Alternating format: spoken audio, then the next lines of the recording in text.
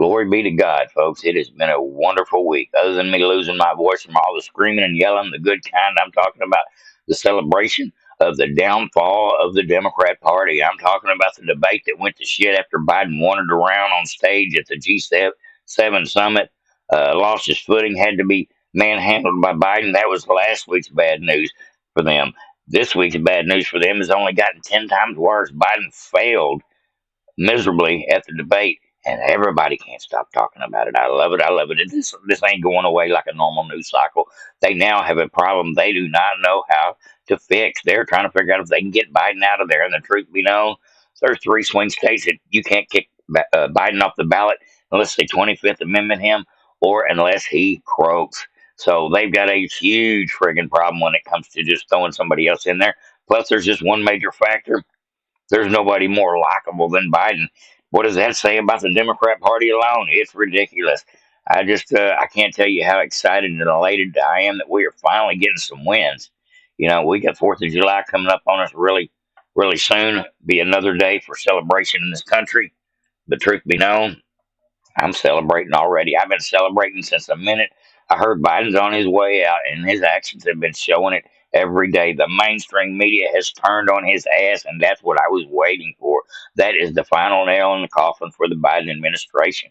We now see that Obama and everybody is pressuring Biden to get out. Jill Obama and Hunter Biden are probably scared they're going to be facing criminality charges if Biden doesn't run again. So guess what? Biden's running again, no matter what anybody wants, even if it means Biden losing to Trump. I don't think they can pull this one off. The Democrats are doomed. They know it. We got salty tears on every single mainstream media station. I've had myself a couple of cups of salty tears from mainstream media, CNN, MSNBC. They've been crying their asses off. And I got one little clip for y'all about that. Nick is doing a little bit of backpedaling as far as are we going to throw Joe out? No, we're not going to throw Joe out. Should we throw Joe out? I'm not sure. That's where the Democrat Party's at right now, and it is on full display, like a fireworks show on all the news stations across the entire world. It knows what's going on. They're seeing what's going on, and they're hearing what's going on.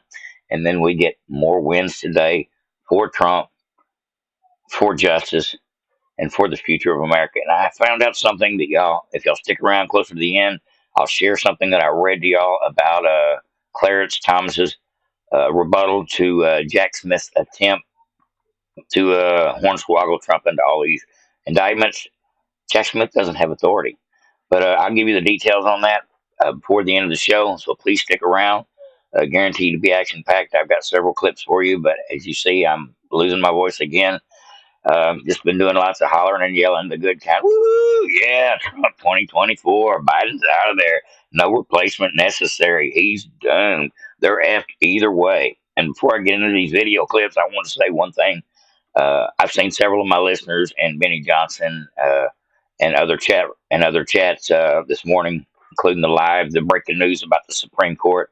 Just glad to see everybody getting out there, getting involved, getting in the comment section, whether it be here or there. Just staying informed. I love it. I love it. I'm talking about several of my listeners that I see. Bill Boyer, Linzette. So many I've seen all around the comment sections on several channels today. Just seeing that my listeners are keeping informed no matter what's going on. I love it. I love it. I will say that there is so many wins that have happened for us in the last week. It feels glorious. Let's go ahead and get into a couple of things. One thing I do want to say is Steve Bannon is not discouraged, not one bit, about the news that he is reporting to jail this morning. I've even got a clip for y'all from Steve Bannon. So guaranteed to be an action-packed show, folks. I may not have much more commentary, considering I'm losing my voice as we speak, but let's jump right into it. And get targeted and criminally and civilly sued. It's incredibly important. It was a good decision. Obviously, I believe absolute immunity should exist for the executive branch, but they did recognize it.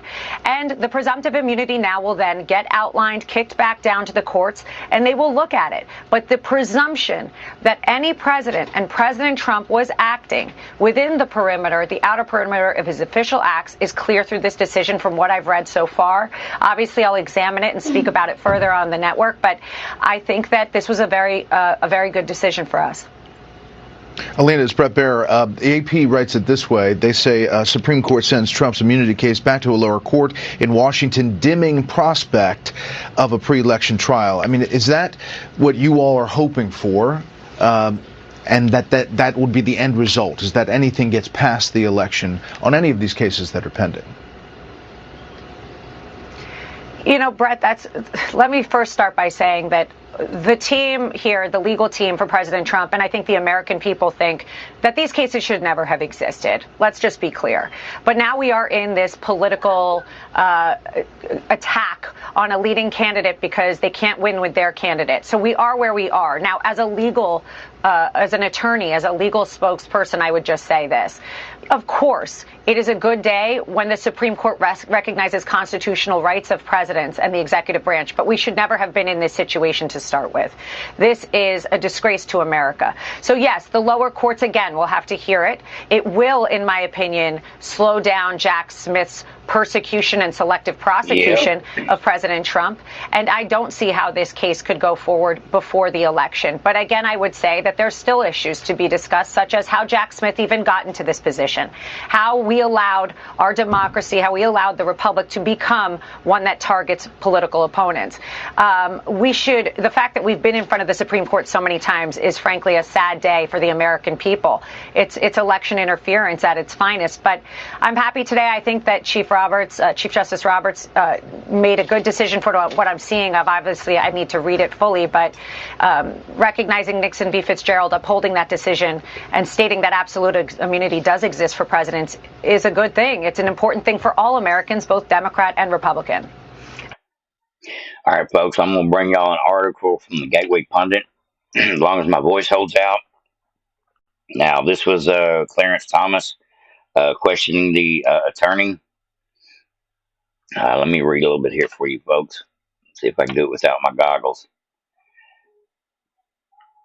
Clarence Thomas questioned Jack Smith's authority because he was a private citizen when he was tapped as a special prosecutor.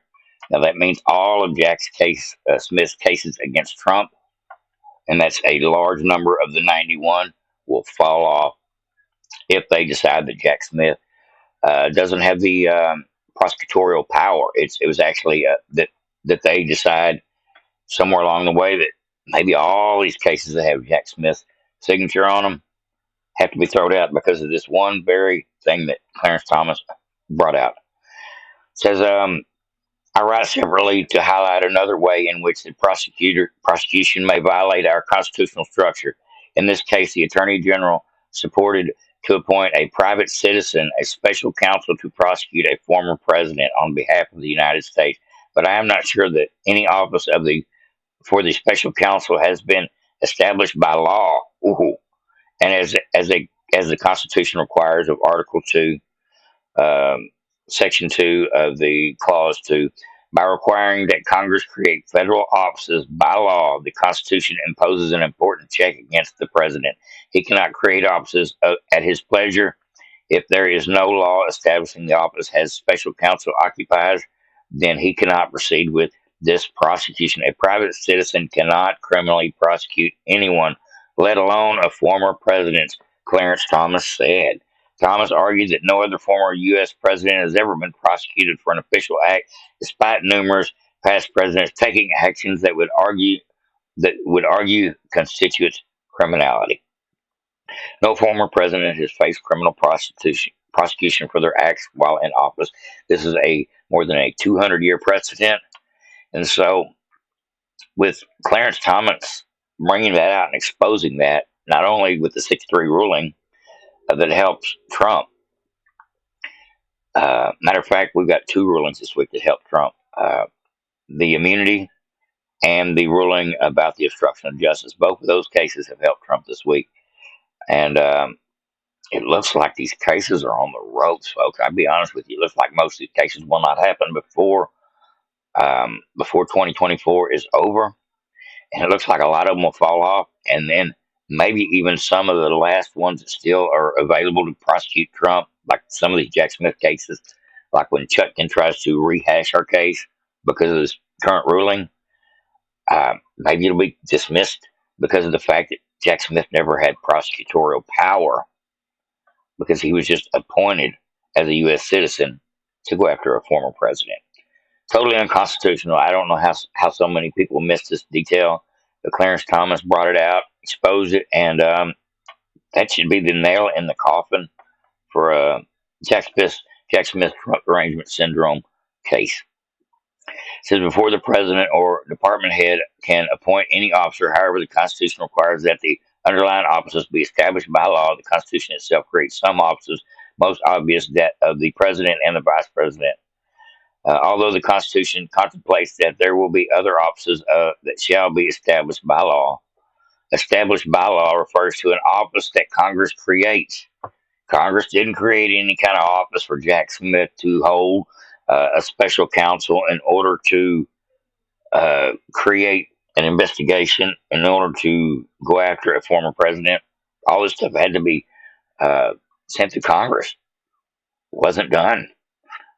Jack Smith was appointed, I guess, by somebody from the DOJ. Decided he's the guy. That's all it takes, folks. Private citizen becomes head prosecutor uh, by proxy of Merrick Garland, just giving him the sign off on it. That's fucked up, folks. But I'm glad Clarence Thomas brought that out. That may be the nail in the coffin that we needed for a lot of these Jack Smith cases. Now, bear with me.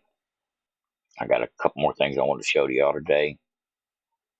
That right there, folks, is the meme of the day. Trump's signature on Jack Smith's forehead. I love it. I love it. Bonds. We're shoulder to shoulder. Now, this is a little bit off topic, folks, but this will probably be the last of the salty tears you get from the lying left mainstream media about the debate. Now, the new crisis for them is not how bad the debate was, how bad Joe Biden looked. It's how we're going to fix this effed up mess. And you see here this trained dolphin, or this trained seal for the left, actually backpedals on their original conversation about kicking Biden out.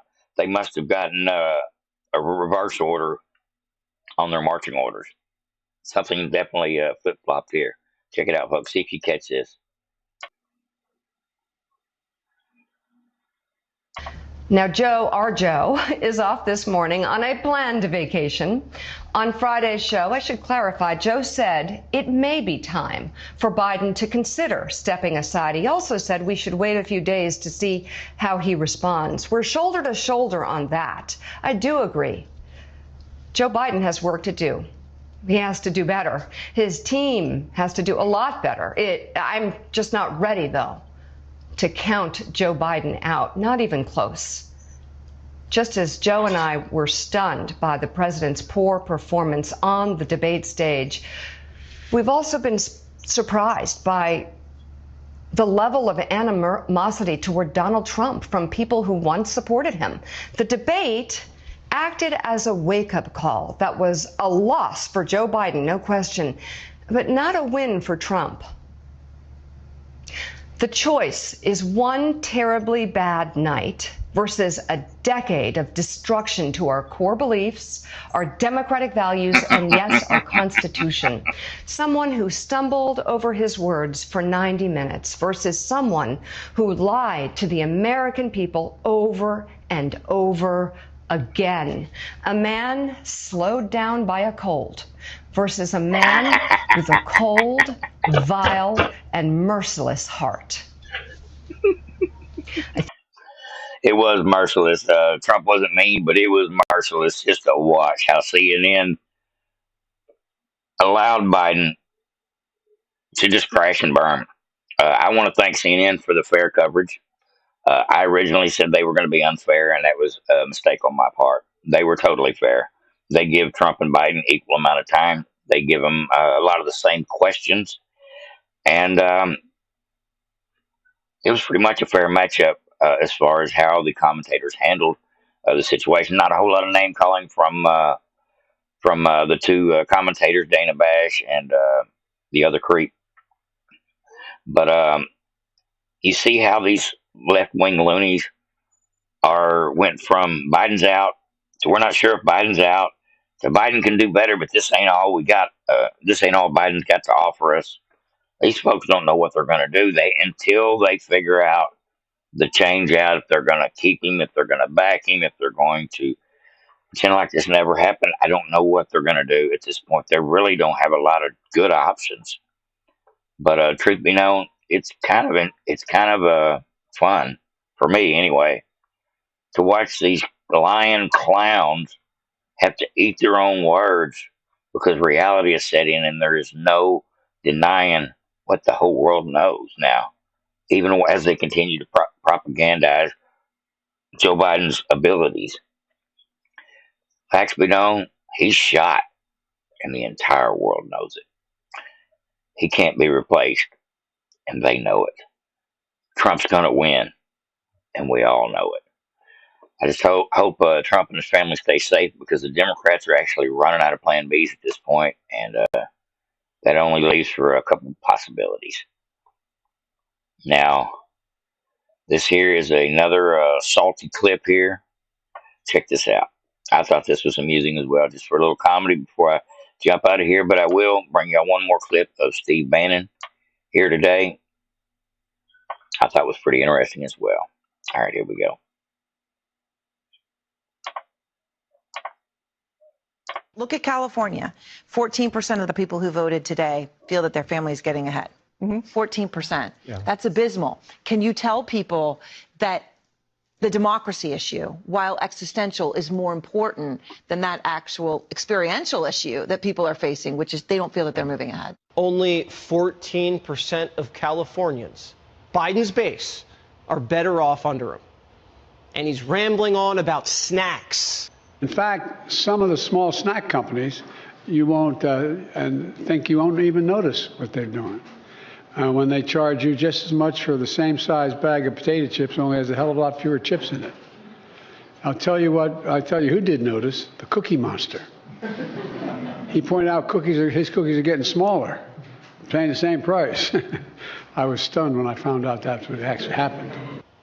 He's talking about missing chips. The Cookie Monster. Even Democrats' most loyal voters, ride or die, have had it with this cornball. I think President Biden, he kind of sold a dream that he couldn't accomplish. His famous quote was that for African American, you weren't black if you didn't vote for Joe Biden. Oh, they eating it today, ain't they, folks? All right, I got one more clip I want to bring y'all today. And this is exactly what needed to be said. This is Steve Bannon this is Steve Bannon, I guess you would say, his last rally before he goes and to be locked, before he was locked up this morning, which will be for 4 months until about election time. Go figure. They do say Mike Johnson is working on an amicus brief to try to get him out of jail, but we know how things work in Congress. Slow or not at all. All right, here we go. The message of President Trump is very simple. Fight on. If we don't stop, if President Trump continues to fight, victory is going to be ours. We're going to win in a landslide. We're going to pick up the Senate with 55 seats. We're going to pick up 5 seats in the House. Yeah. We could win in a landslide. Yeah. Remember, if he doesn't quit, they don't win. President Trump's on the path to victory. And you saw last night on CNN in all its glory what they have hit, and he was a hero for doing that. He shouldn't have debated Biden until September, October. He did it for the country to be able to expose, and took all the rules that CNN gave, right? Every rule, and I disagreed with that, and I told him that.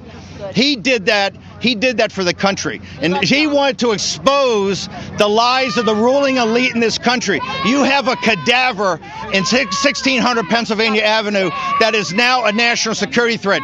Don't ask me. Ask Zelensky how he felt after that debacle, right? Ask Jerusalem what they felt about the debate with Netanyahu. Ask the people in Taipei what they felt after that debate. Trump did that to expose the lies of the ruling class of this country. And that, my only advice to him is fight as hard as you fight every day, and victory is going to be ours.